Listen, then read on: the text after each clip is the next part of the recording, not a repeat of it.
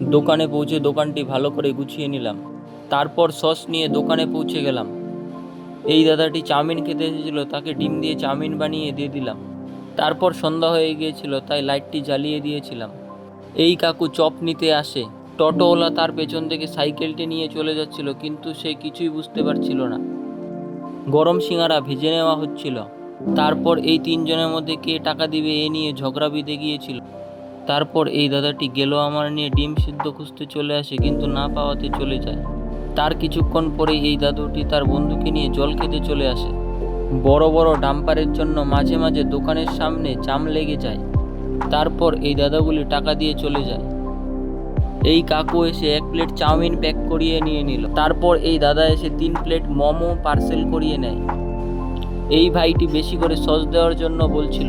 দোকানের সব কিছু এক এক করে শেষ হয়ে গিয়েছিল। তারপর দোকানটিকে গুছিয়ে নিলাম।